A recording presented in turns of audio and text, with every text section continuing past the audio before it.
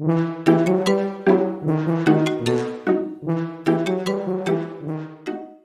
19th century America was an anxious place. Factories thundered, trains shrieked, corsets pinched, and every sermon or pamphlet seemed to warn that the body was a powder keg of temptation waiting to go off. To modern ears, it sounds theatrical, but in Victorian America, the idea that excitement kills was as common as cough drops.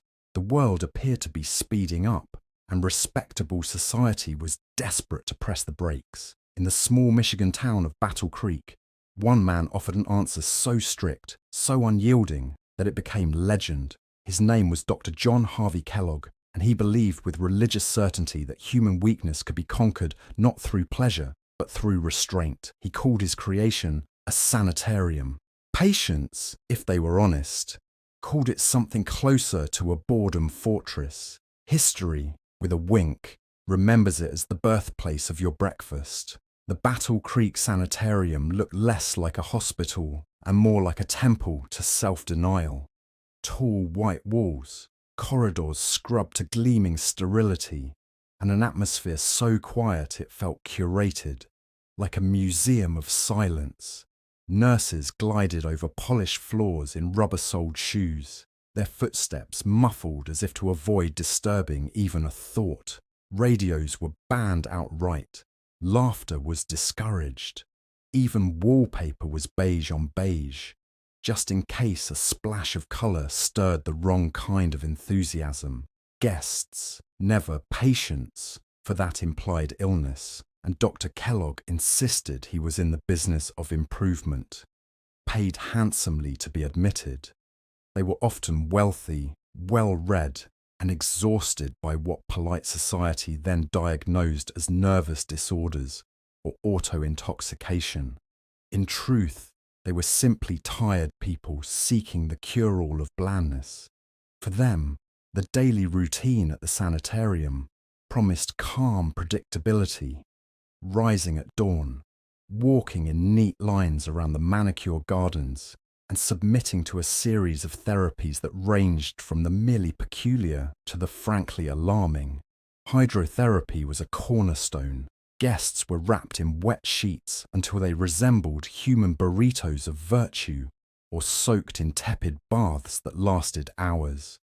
Vibrating chairs jiggled away imaginary ailments. Sun lamps were wheeled out to dose pale skin with light, though never too much, lest it stir vitality in unapproved directions. Yogurt, produced by the sanitarium's own dairy, was spooned into mouths, and in some cases, delivered in ways far less voluntary. Digestion, the doctor believed, was both the seat of health and the throne of morality, and then, of course, there was the food. Meals at Battle Creek were not meant to delight, they were meant to pacify. Plates arrived bearing beige porridge, zwieback toast, and unseasoned vegetables so humble they seemed to apologise for existing. Coffee was condemned as a poison. Tea was tolerated only if it looked more like coloured water. Salt was rationed like contraband, and pepper, the fiery criminal, was placed under literal lock and key. Guests ate in solemn silence, chewing each mouthful 30, sometimes 40 times. For Dr. Kellogg had aligned himself with Fletcherism, the fad that believed thorough mastication was the pathway to moral cleanliness. The philosophy was simple, if strange. Inflame the tongue, and you inflame the soul. Excite the palate, and you excite everything else. Dr. Kellogg never tired of reminding his guests that flavours were gateways to impulses, and impulses were gateways to ruin. A bland diet, then, was more than nutrition.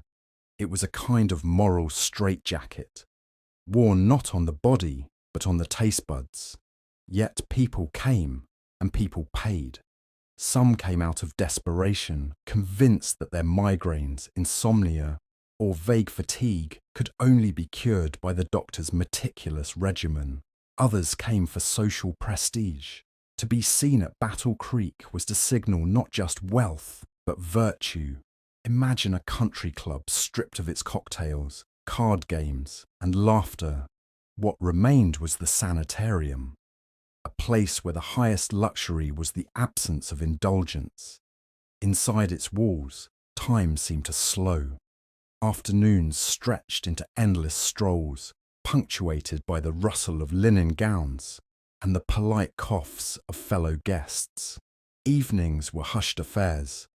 The only sounds the ticking of clocks and the quiet scrape of spoons against porcelain.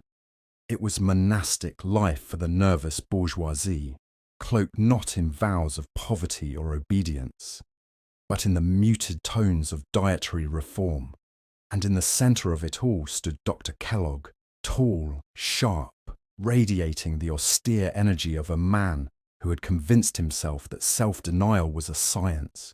He was surgeon, lecturer, reformer, and prophet rolled into one.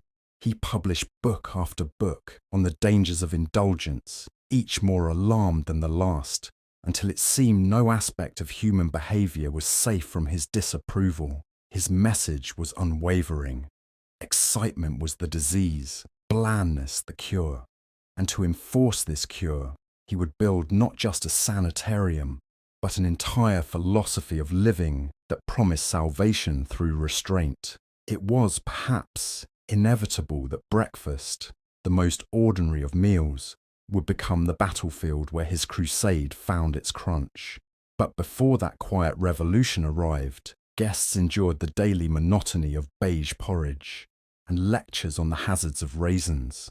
Raisins, after all, were dangerously sweet, and in Dr. Kellogg's world, sweetness was a gateway to sin.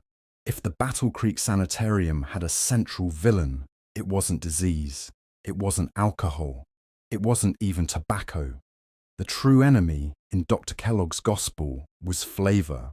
Flavour, he argued, was a dangerous gateway drug. It began innocently enough with a sprinkle of salt. From there, a man might dabble in pepper. Next thing you know, he's sitting in a jazz club, drinking whiskey, and, heaven forbid, smiling. Meals at the sanitarium were therefore stripped of every spark of pleasure. To outsiders, this looked like food.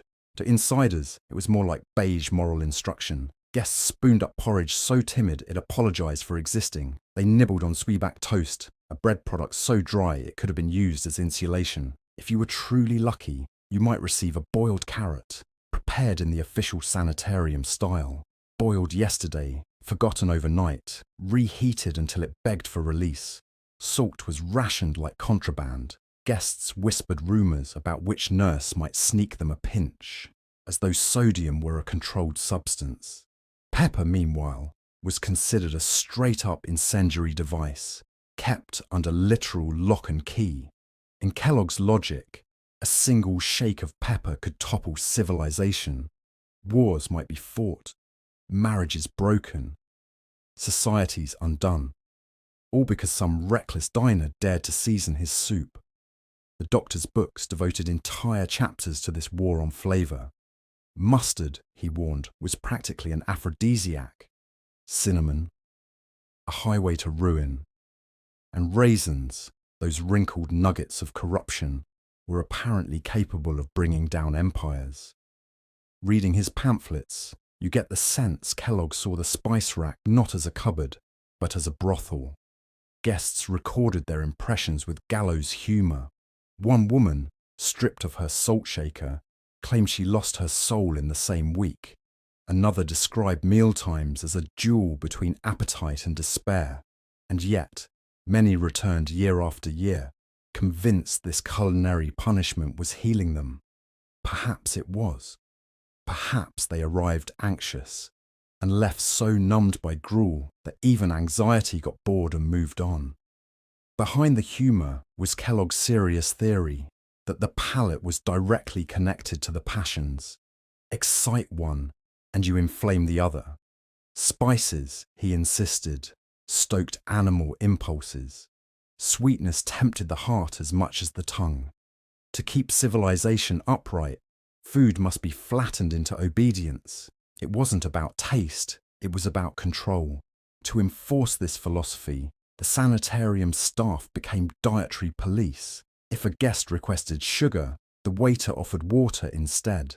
If someone dared to ask for coffee, they were handed a lecture. And if an especially reckless soul hinted at butter, the staff produced a pamphlet on the dangers of dairy enthusiasm.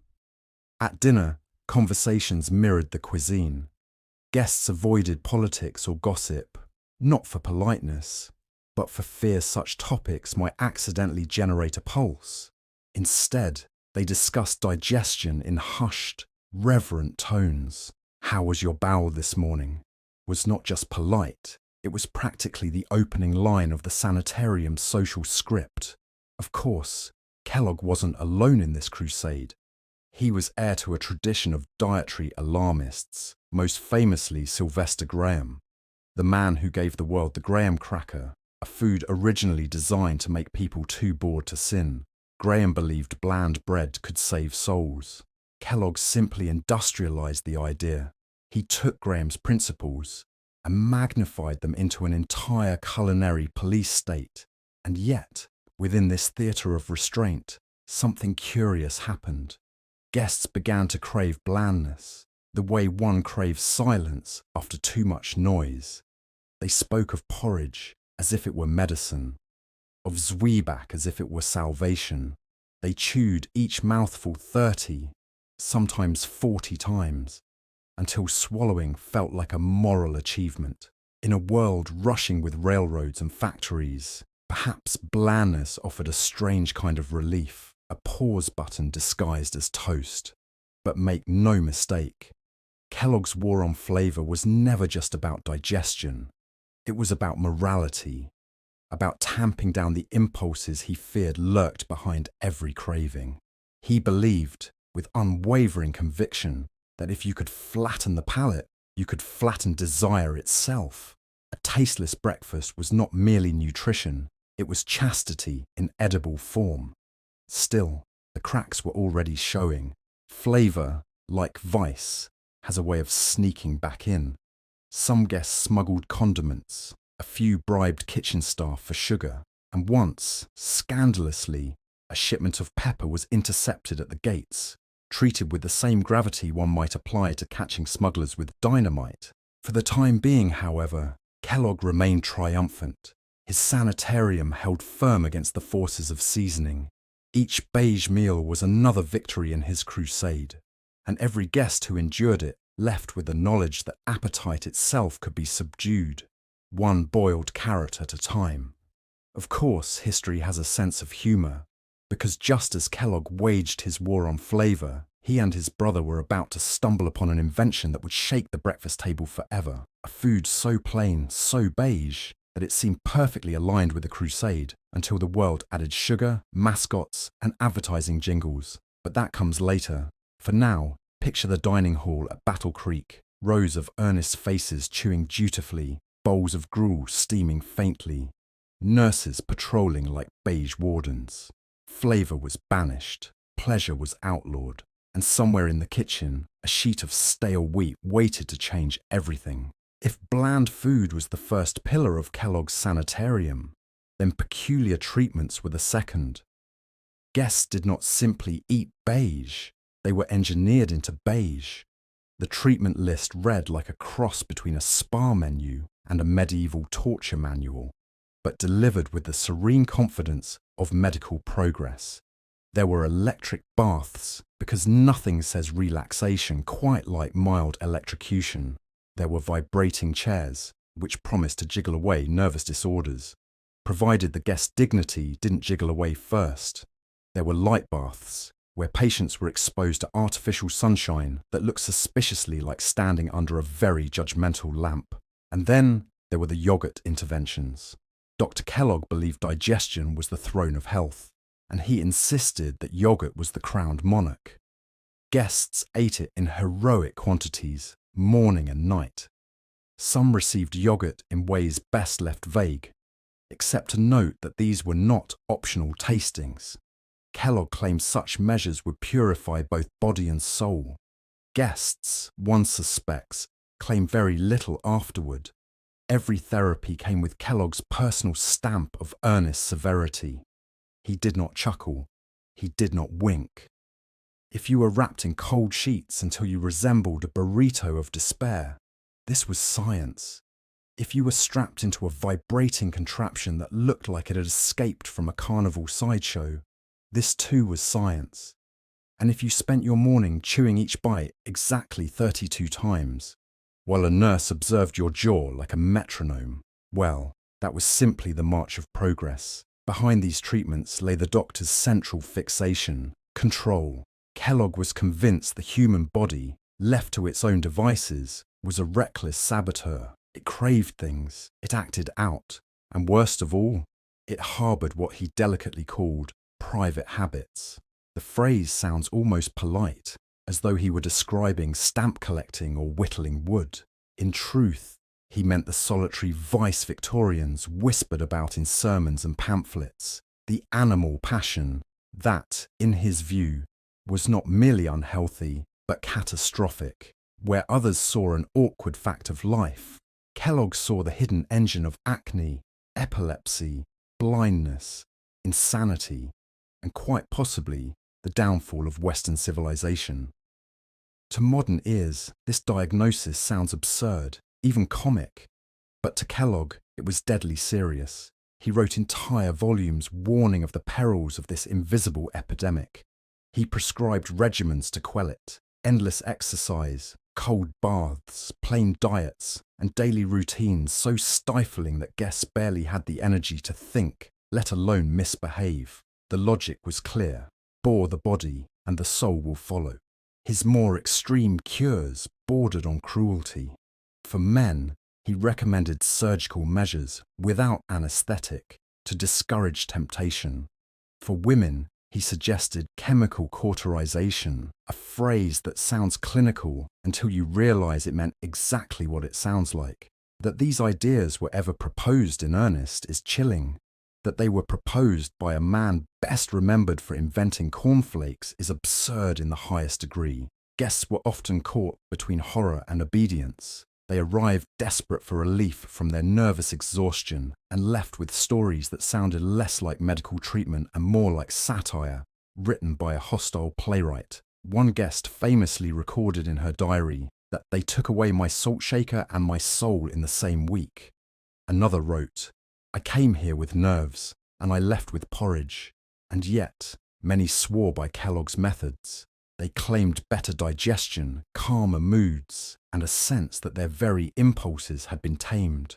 Perhaps the treatments worked as a kind of placebo wrapped in beige linens.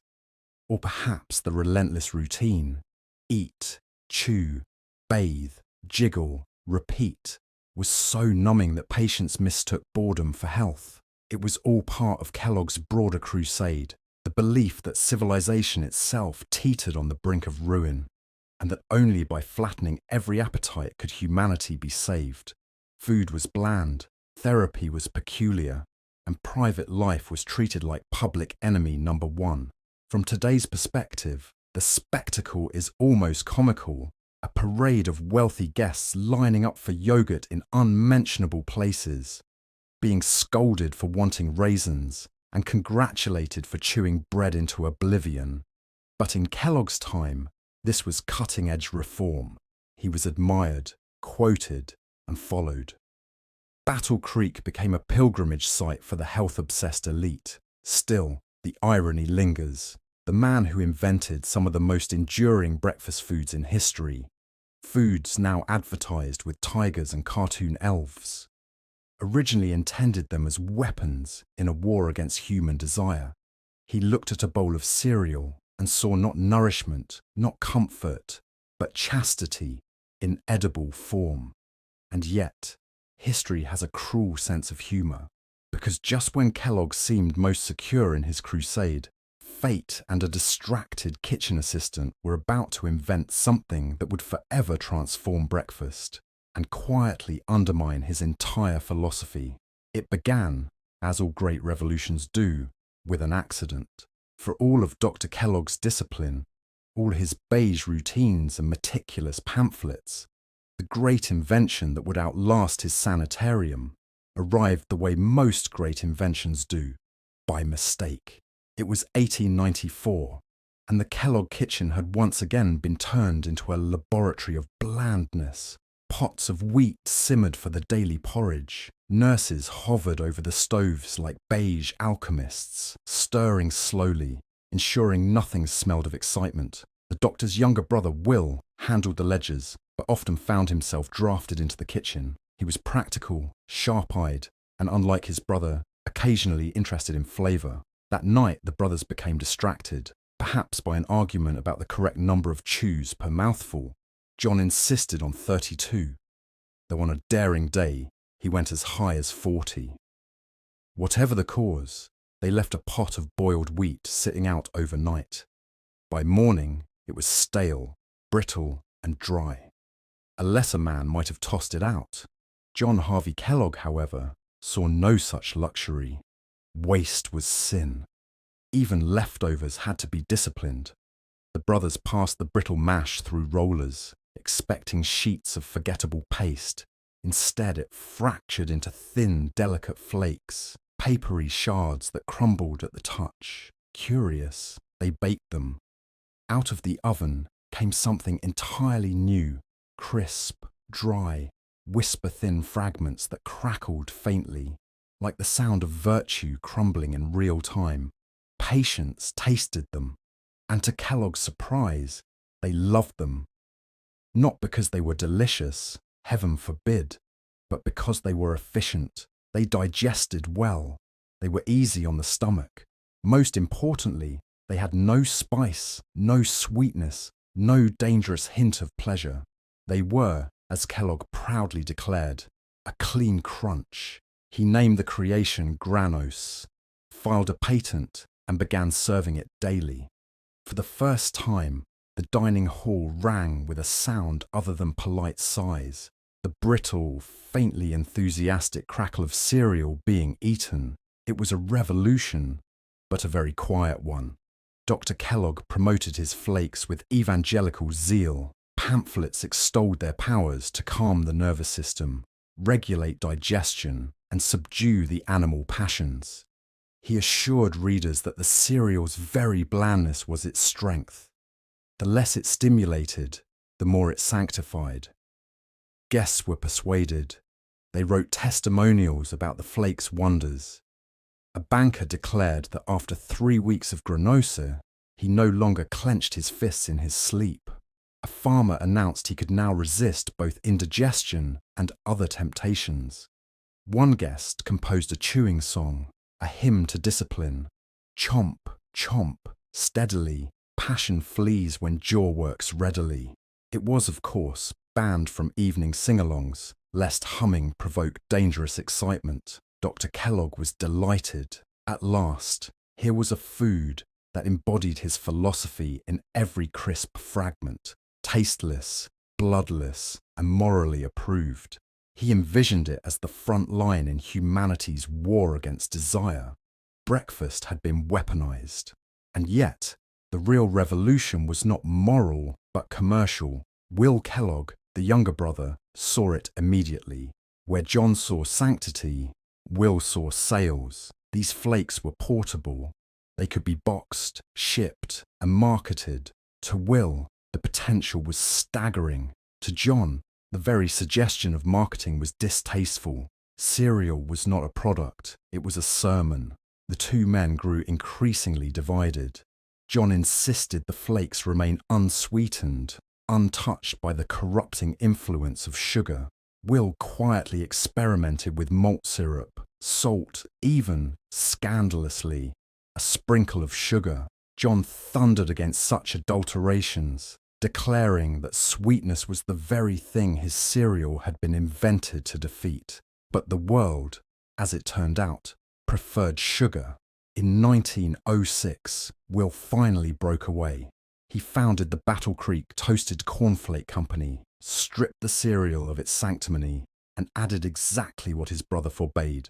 He put a cheerful rooster on the box, because nothing said wholesome breakfast, like a bird that crows at dawn. He sweetened the flakes just enough to make them appealing, and he advertised them with jingles and slogans. Sales exploded.